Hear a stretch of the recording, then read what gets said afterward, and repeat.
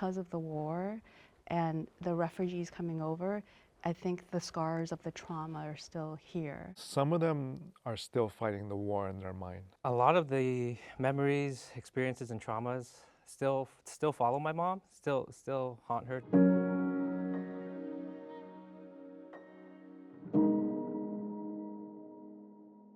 For a lot of our veterans, the war is not done because of that emotional trauma of since '75, and especially in our veterans, the PTSD. For my dad, he doesn't speak too much about his time that he served in the war on the South Side, but I can tell that he's been traumatized.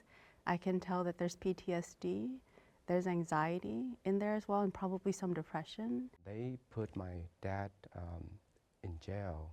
My mom had to take care of everything. When he came home, he changed quite a bit, become a lot quieter, didn't share a whole lot. The PTSD that a lot of men or older men like my father felt, you know, and they coped with it through drinking. There was no, you couldn't talk about it. It was like a ghost in the room. A lot of the memories, experiences, and traumas still follow my mom, still haunt her, to be honest.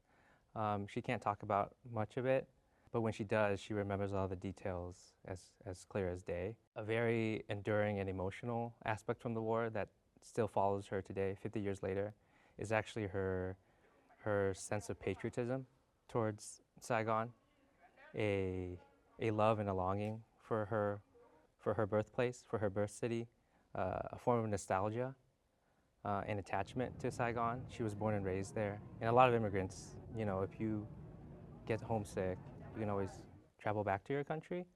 But for her, she occasionally, and very occasionally, she will lament to me that, you know, she misses Vietnam, she misses Saigon. And it's a country that she actually can never really visit or go home to because it's a country that no longer exists. I think it's too painful. And I also think because within the Vietnamese community and general AAPI's, Asian American Pacific Islander populations, we tend not to air out our dirty laundry. There's a stigma against pain, trauma, mental health. So I think my parents fall within that range too of not wanting to talk about it because it brings up too much unpleasantries, and in their mind, nothing's going to be resolved anyway, so why bother talking about it? When I think of like intergenerational trauma, and I feel like the young generation is trying to open these conversations and have these dialogue, and like a lot of the elderly generation is just still very much like, no, it's this. It's a very fragile subject in my family, one that my grandmother, when she was alive, every time my dad and my uncles get drunk and talk about it, she would just tell them to shut up, basically.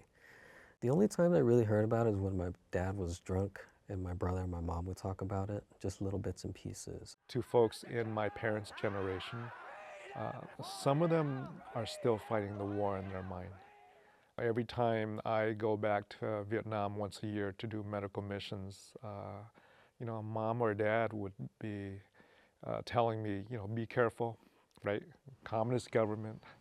And so that sense of fear, that sense of trepidation. I actually remember I was so fascinated about learning about Vietnam that after my freshman year of college, I actually received a fully funded scholarship to go study abroad in Vietnam. For 3 months, I bought my plane tickets, I received my student visa for the entire 3 months, and it must have been maybe 2 to 3 days before the trip, my mom just suddenly broke down and begged me not to go. And this is me at 18, 19 years old now, and so for her, 30 to 40 years after the war. And that's still her reaction to it. Because, and you have to remember, her last memory of the war was leaving to escape persecution. There's this Vietnamese way of like, you should feel it and not talk about it. And then the American way is like, let's talk about it, you know, it's therapy, it's like face head on, you know, and so there's that, also that cultural, you know, sort of dissonance that makes it difficult to heal. So if you're in your 20s and you're wondering why your parents are the way they are, or your 30s, imagine being now, this world is in chaos and you get exiled and you get kicked out of the United States and now you've got to go start your life somewhere all over with nothing, right? How would you manage that? And so having that kind of empathy, sympathy for that first generation is vital to part of the healing. I think that still the majority of, say, like the American population don't know that the Vietnam War was a civil war.